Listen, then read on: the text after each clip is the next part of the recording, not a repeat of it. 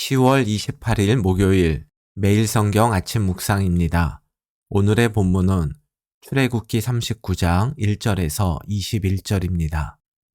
대제사장 예복 제작이란 제목으로 말씀을 묵상하겠습니다. 첫 번째 단락의 제목은 대제사장 예복, 에봇과 에봇 장식품입니다. 출애굽기 39장은 대제사장 예복 제작을 기록하고 있습니다. 1절입니다. 그들은 여호와께서 모세에게 명령하신 대로 청색, 자색, 홍색 실로 성소에서 섬길 때 입을 정교한 옷을 만들고 또 아론을 위해 거룩한 옷을 만들었더라. 제사장이 입을 옷은 성소에서 섬길 때 입을 옷입니다. 즉, 이 옷은 개인적인 일을 할 때에는 입지 말아야 합니다. 특히 아론이 입을 옷, 다시 말해서 대제사장 의복은 거룩한 옷이라고 불렀습니다. 아론은 정교하게 만든 거룩한 옷을 입어야만 하나님 앞에 나아갈 수 있었습니다. 이것은 하나님께 나아가는 것을 어렵게 하는 제약이 아니라 하나님께서 아론에게 베푸신 은혜입니다. 출애굽기 32장에서 보았듯이 아론은 금송아지 우상 숭배의 주범입니다. 이 일은 아론이 대제사장직을 수행하기 전에 일어났습니다. 즉, 아론에게는 제사장이 될 만한 자격이 없었고 거룩과는 거리가 멀었습니다. 그럼에도 불구하고 하나님은 자격 없는 아론을 제사장으로 세우시고 그의 거룩하지 못한 모습을 가릴 거룩한 옷을 주심으로써 아론이 하나님 앞에 나아갈 수 있는 길을 마련해 주신 것입니다. 아론이 대제사장 의복을 입음으로써 아론의 허물과 죄가 가려짐을 볼 때 제사장 의복에 어떤 신비한 능력이 있으리라 생각됩니다.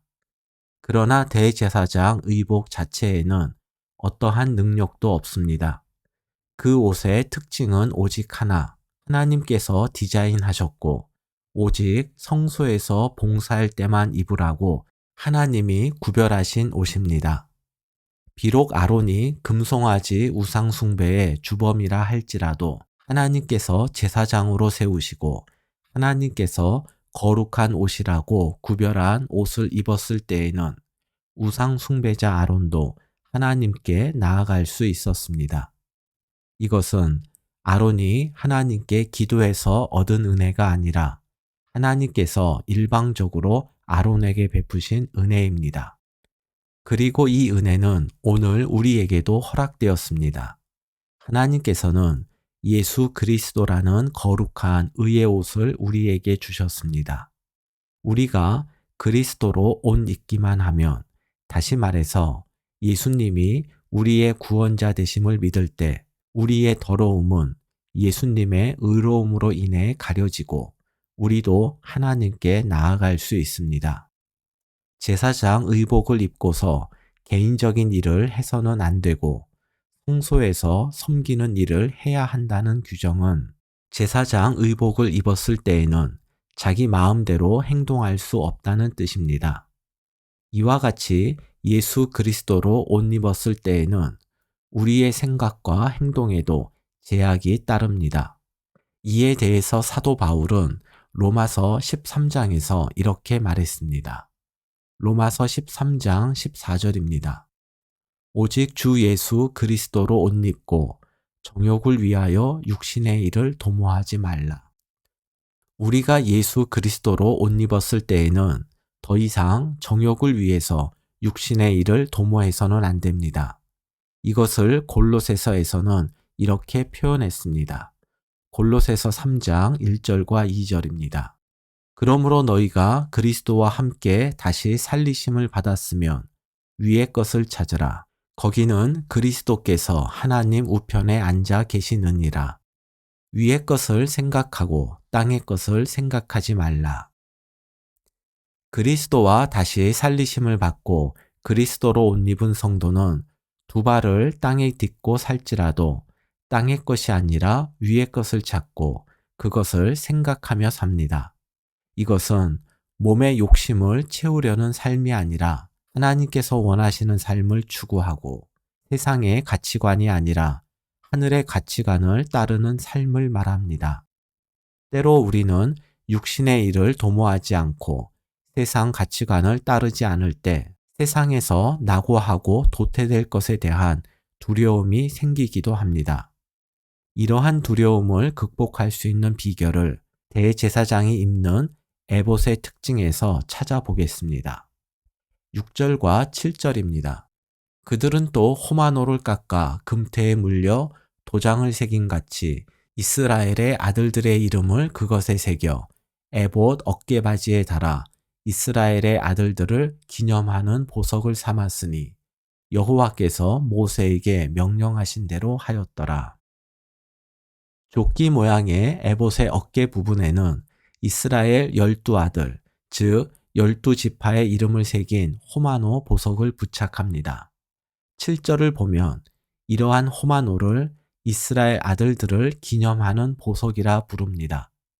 여기서 기념은 기억이란 의미입니다. 즉 이스라엘 백성들의 대표 자격으로 대제사장이 에봇을 입고 성소에 들어가면 하나님은 그 어깨에 새겨진 이름들을 보시면서 그들을 기억하실 것입니다.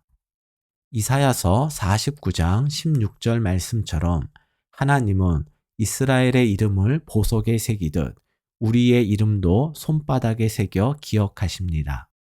하나님이 우리를 기억하신다란 말씀은 하나님이 우리를 버리지 않고 포기하지 않으신다란 뜻입니다.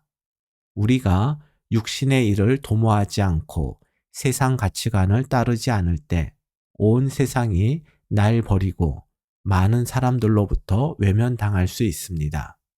이런 상황으로 인해서 마음이 무너지려고 할 때 우리의 대제사장 되시는 예수님의 어깨에 있는 호마노에 우리의 이름이 새겨져 있음을 잊지 마십시오. 두려움이 불쑥 찾아올 때 고개를 떨구지 마시고 눈을 들어 우리를 기억하시는 하나님을 바라보시기 바랍니다.